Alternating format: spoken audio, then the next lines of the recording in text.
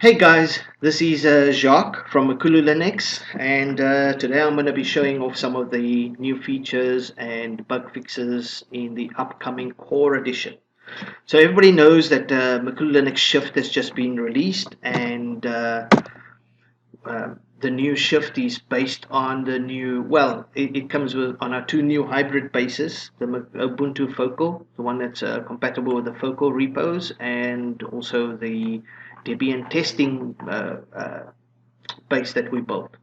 So the new core is also going to be making use of the Ubuntu Focal repos to get its updates. As you can see, we've moved core over to our new Focal base.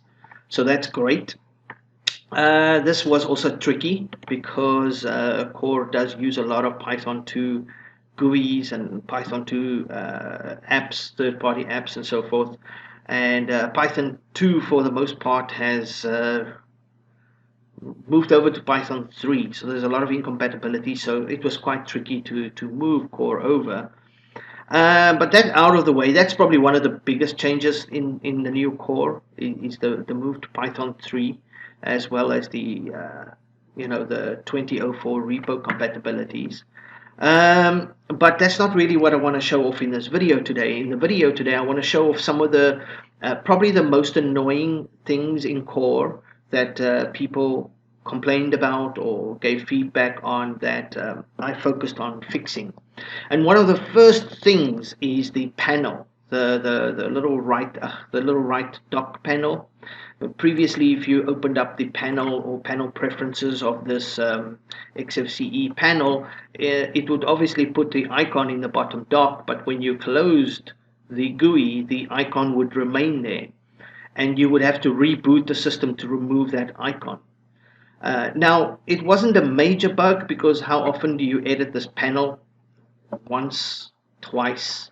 So it's not something that you encounter every day, but when you do edit the panel, it would leave the icon here and you would have to reboot to get rid of it or log out and log back in or whatever. This little issue has been fixed. If you now close the GUI, the icon now disappears. So I know that is quite an annoying bug that at least it really annoyed me. But I did have feedback on that, people saying that it annoyed them. So that little issue has been fixed, at least in the new upcoming core, which should be released in the next 4 to 8 weeks. So the panel icon is not an issue anymore. Another issue is obviously the workspace switcher. We didn't have a proper workspace switcher in core. You could add one here in the panel, but it wasn't exactly the greatest. We've now added a workspace switcher in the bottom dock, so with the little mini previews there of the workspaces. So it comes with four workspaces by default. You can change that as well, and you can easily switch. There's a little indicator here with a little number on it. See, we're on workspace 1. It says 1 there. You can switch to 2, 3, 4 just by clicking on little preview windows, or you can scroll your mouse. Just scroll the mouse over the switcher and it will switch workspaces as well. Now that's nice. That's really nice that we actually have a proper workspace switcher, and it's actually nice on the eye as well. Nice eye candy. Also, it zooms with the dock, which is also really nice. And of course, it's got a little overview, little text there, overlay text there, which is also really nice.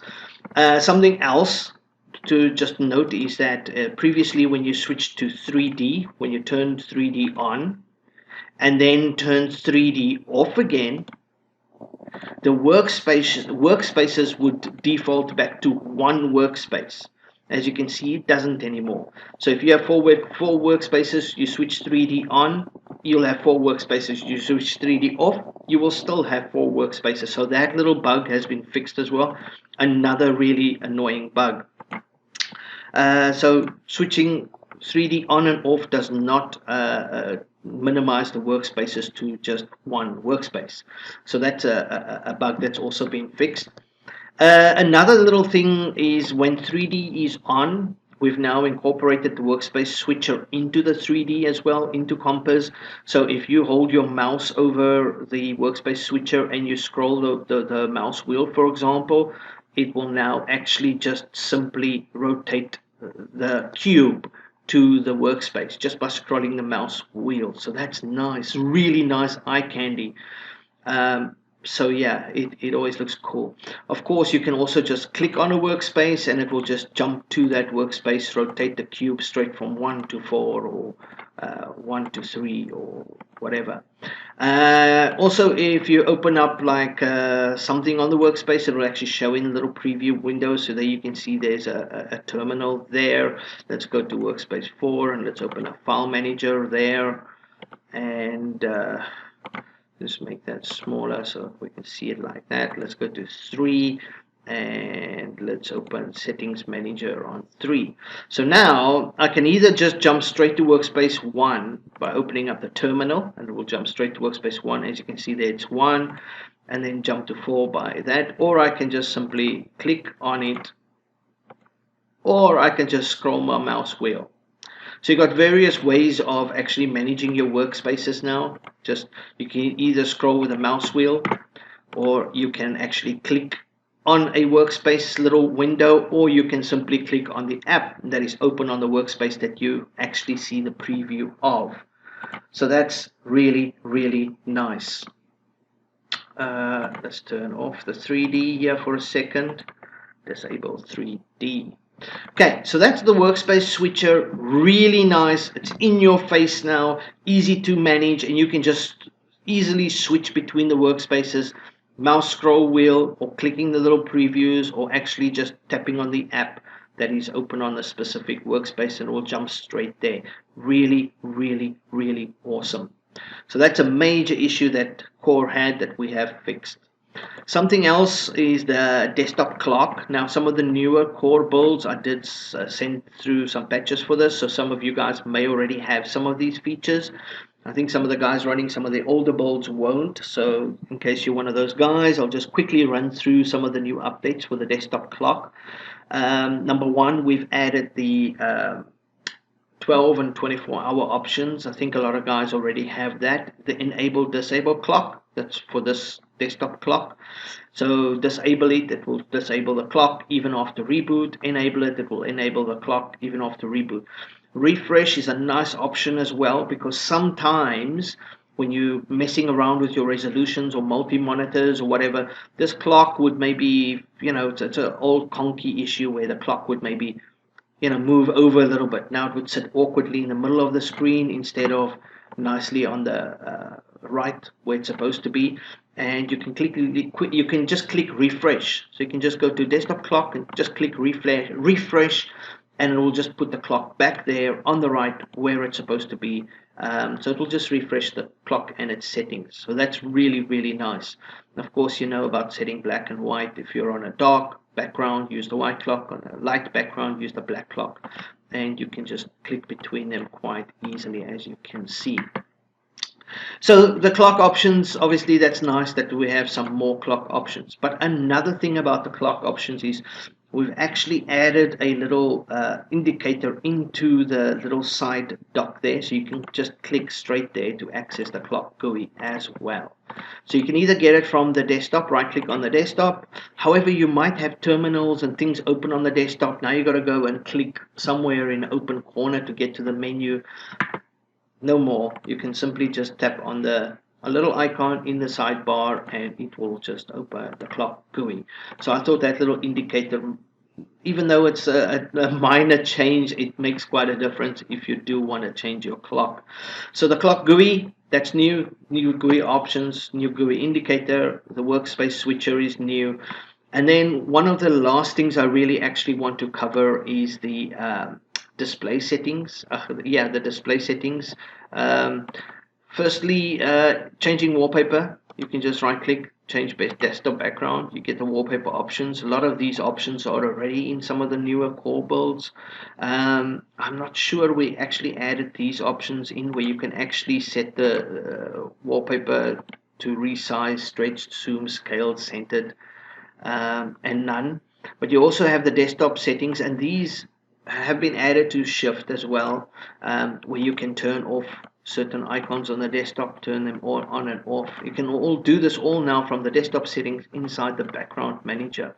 So you've got a lot more options to actually manage certain aspects of the desktop. You can obviously also access the display settings straight from the right-click menu, so that's also nice. So yeah, so just a couple of little changes. Well, I wouldn't say little, but a couple of minor changes that makes quite a big difference in the daily use of the operating system. Workspace switcher, we had a lot of people complain about this, so this was a big one. The panel icon that was in here, a lot of complaints about that, so that was a big one as well. The desktop clock, a lot of people like, oh, my conky clock is off screen, how do I fix it? So that refresh clock button, we also had a lot of people asking for that. And of course, a lot of people were saying that when they open up their display settings, they can't they can't there's no place for them to actually set the wallpaper to zoom or to scale or to stretch. So on different resolutions, they'd have issues with the wallpaper. So we added that in over there. And of course, there was no place for them to switch the desktop icons on and off. So we added that option there as well.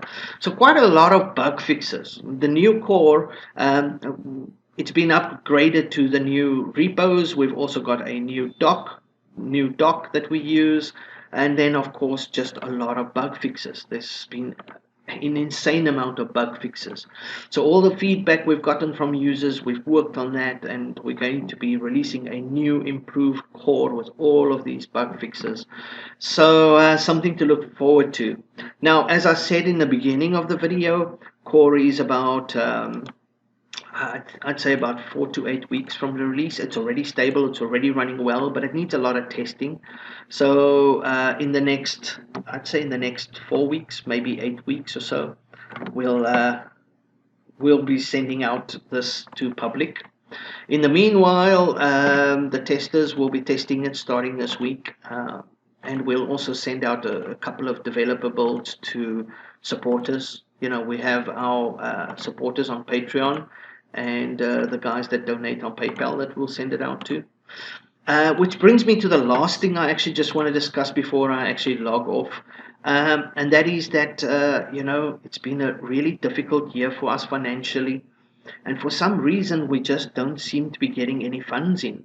Now, I know it's a difficult year for everybody. It's not just me, not just the project, but worldwide, everybody's feeling the pinch.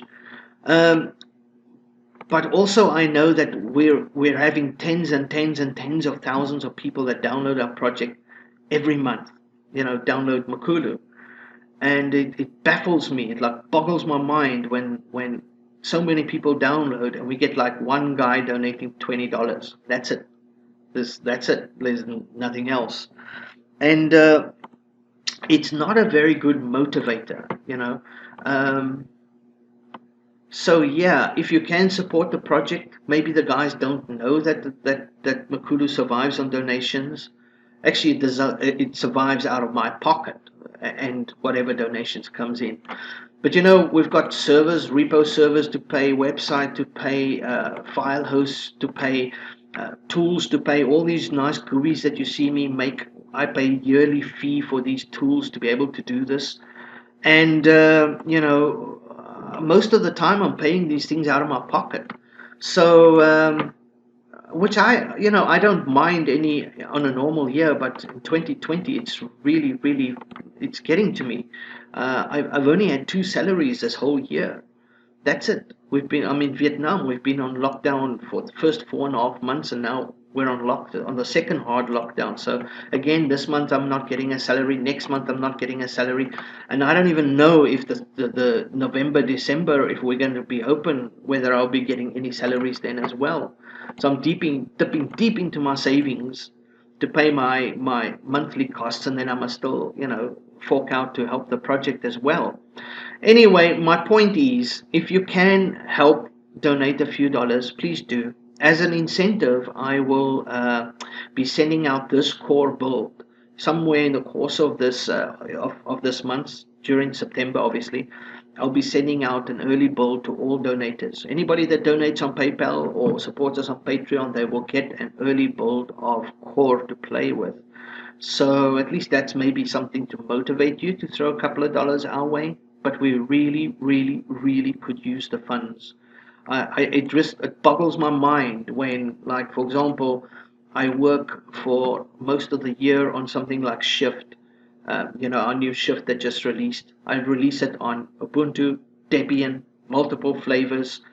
Geez, you want the insane amount of work I put into that distro, and then it goes live, and after like almost a week, we've got like one guy donating $20. That's it, but we've got thousands and thousands of downloads. It just boggles my mind.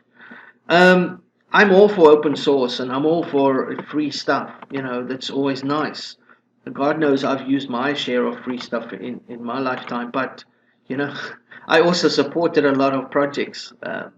And I just think it's the right thing to do. So if you can support us, please do. We really do need the funds. I just want to make that clear. I just want to make people know that I'm not a little rich kid, and it's most of this money is coming out of my pocket. So not only do I build the project, I also have to fund the project, and yeah, it's not cool. Anyway, that's it from me. See you guys in the next video. Some nice bug fixes coming with Core your way. Some of these will be backported to the current Core builds, some not. As I said, we've had to move from Python 2 to Python 3, so some of the fixes are compatible, some are not. I would advise when the new core comes out that you simply just reinstall with a new core, obviously with a new build. That would obviously be optimal. If you can't, you will get some of the bug fixes that will be backported to the current guys that are running core. Anyway, that's it from me today. I will put a link down below to our PayPal and our Patreon. So if you want to support the project on a monthly basis, you can via Patreon. If you want to make a once-off donation via PayPal, the links are in the description below. Please do so if you can. It is much appreciated, and we'll continue to do the hard work and put out these awesome builds. Speak to you guys soon. Cheers.